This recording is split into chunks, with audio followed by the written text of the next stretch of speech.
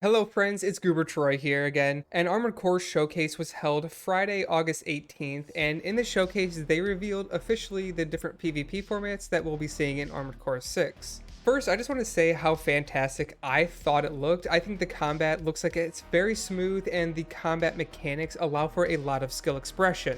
I personally can't wait to dive in and experiment with different builds to see what does and doesn't work.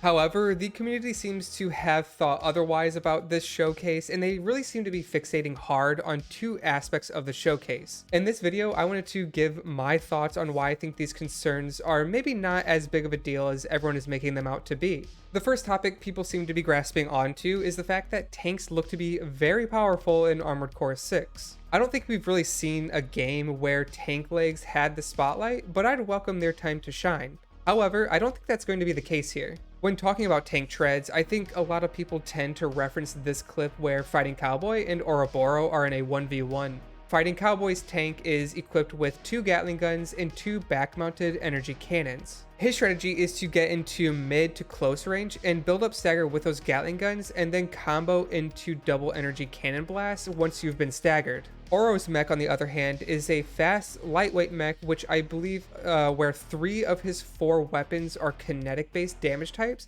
and the 4th weapon that he's using is an energy sword. His general playstyle is going to be fighting from a mid-range where he can keep up pressure with his rifles and just try to keep his distance from Fighting Cowboy's Gatling guns. And I think the arsenal is probably the first thing we need to point out when talking about tanks. Tank builds have very high kinetic defense, meaning Oro's arsenal isn't going to be super powerful. His only real way of dealing meaningful damage is to use his energy sword, but that's going to be putting him in a range where Fighting Cowboy is very comfortable fighting at. In addition, Fighting Cowboy's movements are just better. Now, I'm not saying skill diff, but in general, he just seems better at controlling the spacing than Oro is. This means he is able to get into a range where his Gatling guns can really do their job and chew through Oro. Now, to show how to better counter a tank, let's look at this flipped scenario. In this clip, Fighting Cowboy is using a lightweight mech that utilizes 4 energy-based weapons. Anyhow, throughout this clip, you can see Cowboy casually maintaining his distance from the tank while firing his energy weapons. And that's a big difference, because energy weapons are just much more effective at dealing damage to tanks than kinetic weapons.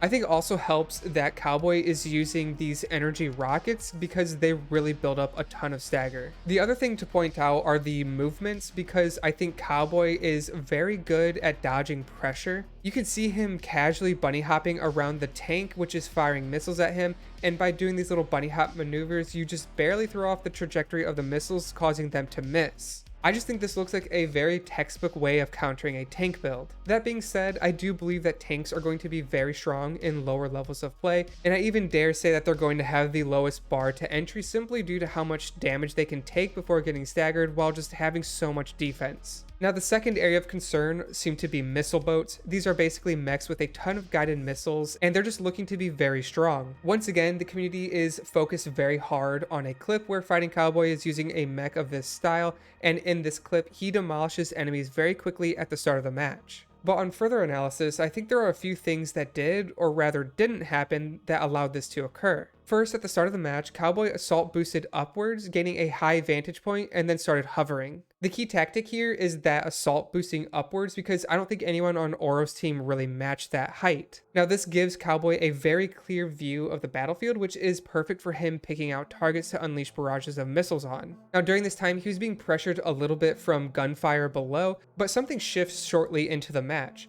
Once Cowboy's teammates kind of establish a little bit more pressure on the ground, Oro's team is no longer to provide suppressing fire on Cowboy, which allows him to just pick off enemy after enemy. In summary, one key thing didn't happen, and that's that Oro's team stopped pressuring the missile boat. The best way of countering a mech of this style is to get in close and stick to them. They're very powerful at mid to long distances, but they suck at close range. So ideally, the tactic for Oro's team would have been to send someone to match the same height and altitude levels as Cowboy and just stick to them and apply pressure.